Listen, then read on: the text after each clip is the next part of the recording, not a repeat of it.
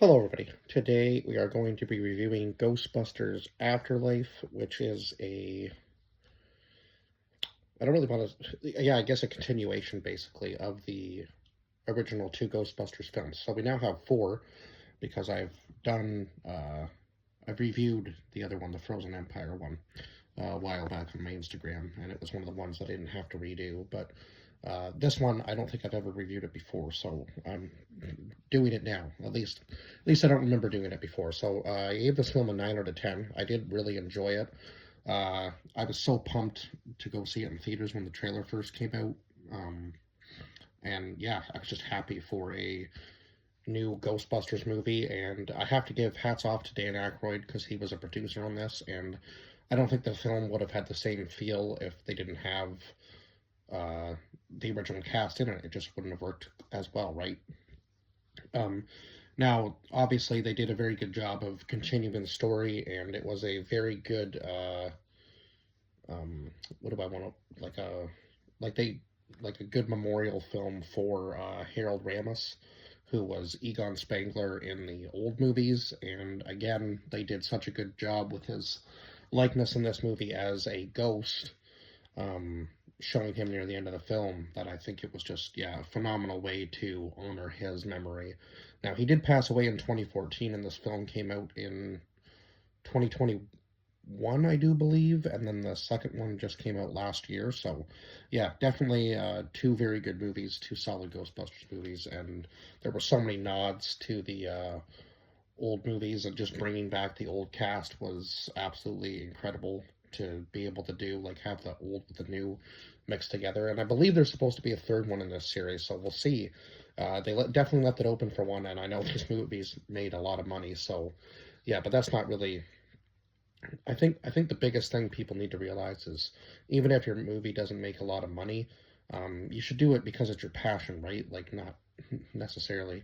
I mean, obviously, if it's a complete flop and you don't have the budget to make the next movie, then yes, I understand it. But if it's like a passion project and you're doing it for yourself, it shouldn't really matter how it's received. To me, anyway, that's just my opinion. If you have the money to do it, like, and it's a passion project sort of thing, you should do it, right? Just, yeah. And then if yeah, because you never know. The first movie could do bad if it's like a 3 or 4 part series, and the second, third, and fourth could do great. You never really know, right? Um, of course, obviously, if the first one does badly, most people don't want to go see the next one. But that I never really take. I always take that with a grain of salt, right? Like, if the first one's bad, you never know. The second one could look bad, but it ends up being phenomenal. It's just one of those things, right? Where you never really know. So Carrie Coon played Callie. Paul Rudd played Gruberson, or like Mr. Gruberson or Gary Gruberson. Finn Wolfhard was Trevor. McKenna Grace played Phoebe. Logan Kim played What was I trying to say? Concast. I mean podcast. Celeste O'Connor played Lucky. Bill Murray returning as Peter Venkman.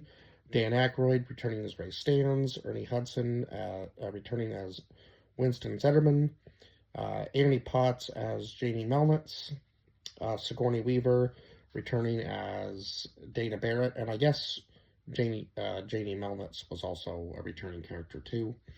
Uh, J.K. Simmons, who played Ivor Shandor, who was one of the, I guess, one of the like main ghosts in this movie, or main people. I don't really know if he was a ghost. I guess he was just kind of like preserved in this weird coffin type thing throughout the movie. But then we had Olivia Wilde, who played Gozer, who was the actual main ghost in this movie.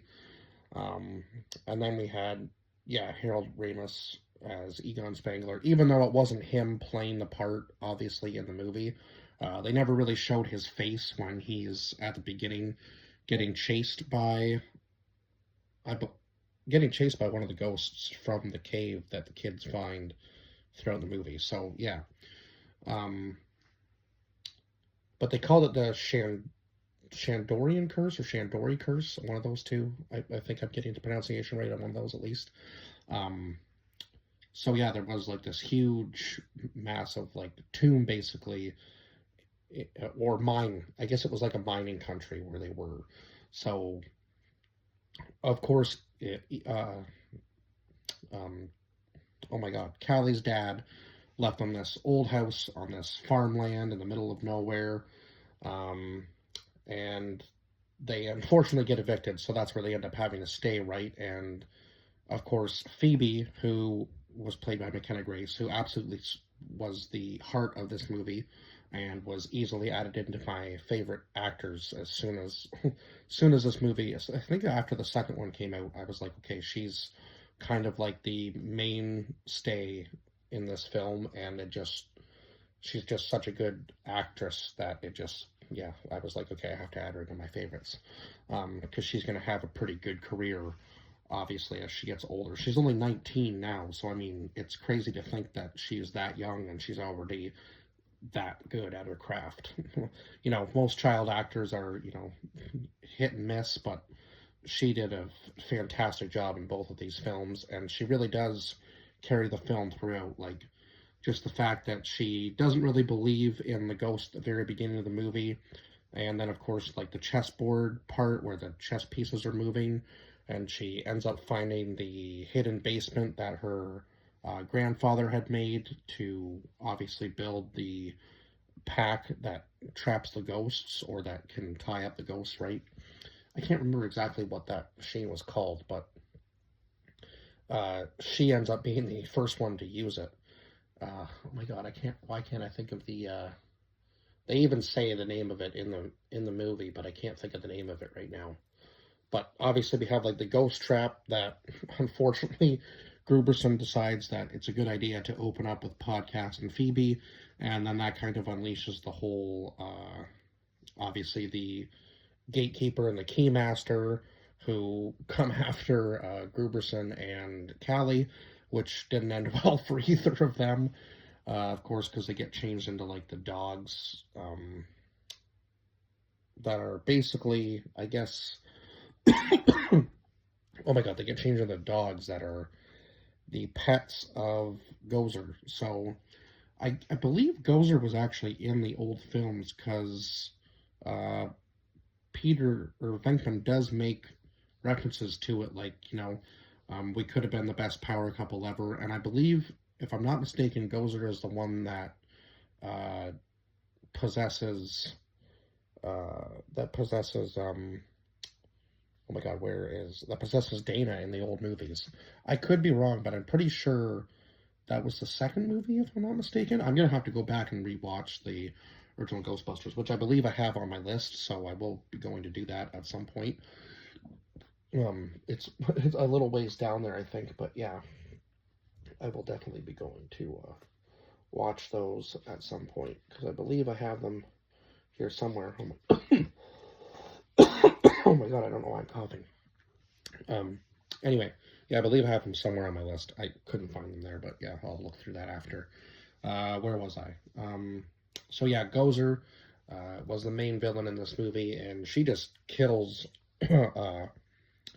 Ivo right off the hop, even though he said, I built this whole place for you, like the whole tomb situation.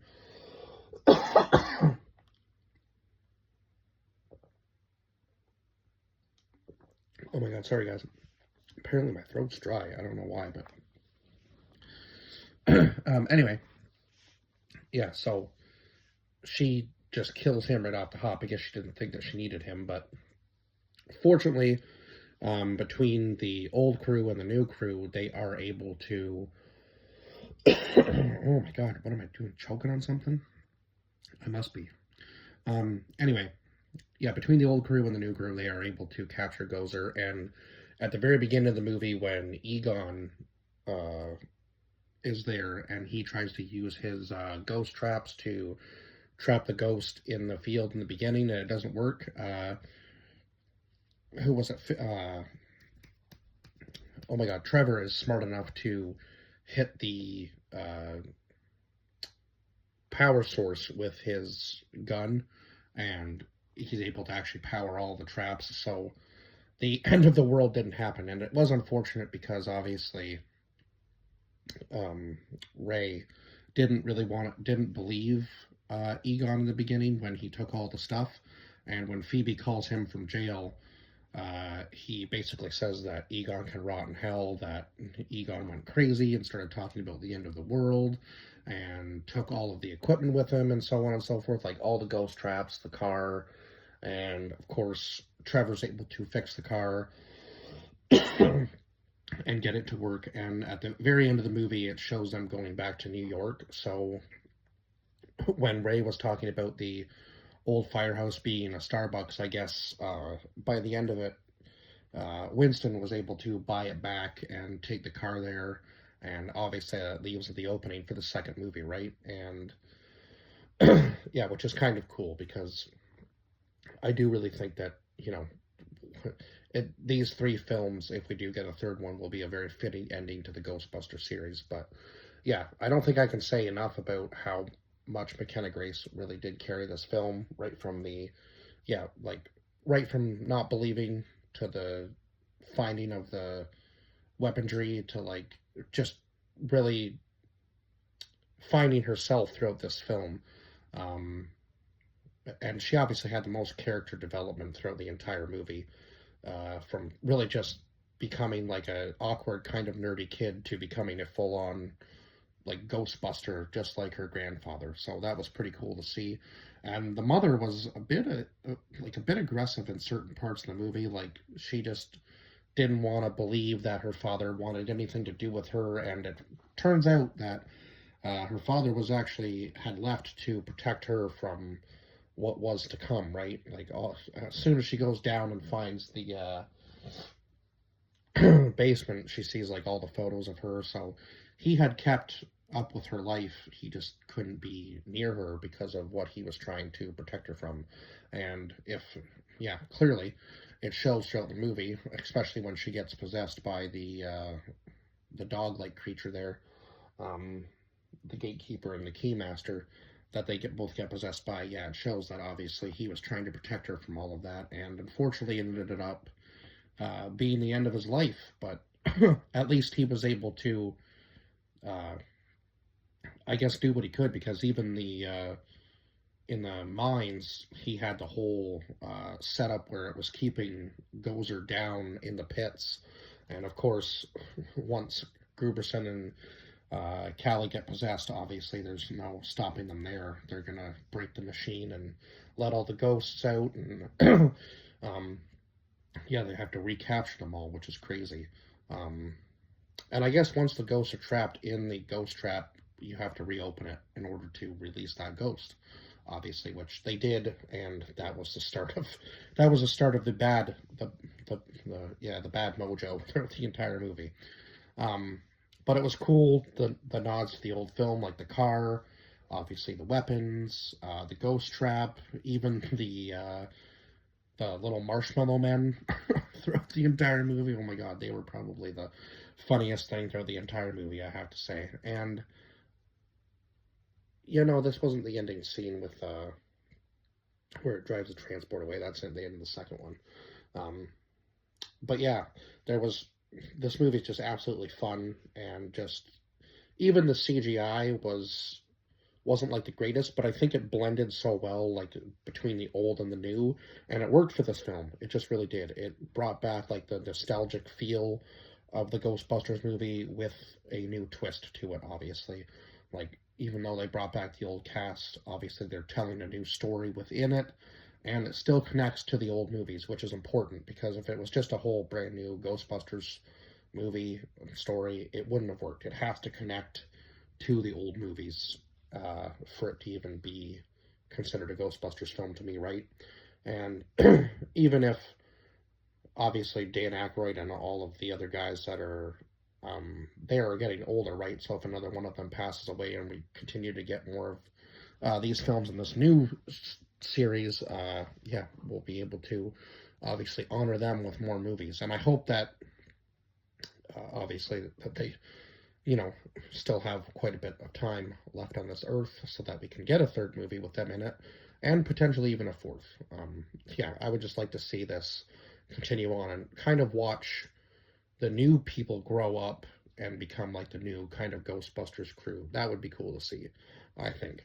But anyway, I think I've pretty much said everything I can about this film, and at least everything that I wanted. I think I wanted to touch on anyhow. But yeah, I will see you guys in the next review. Bye bye for now.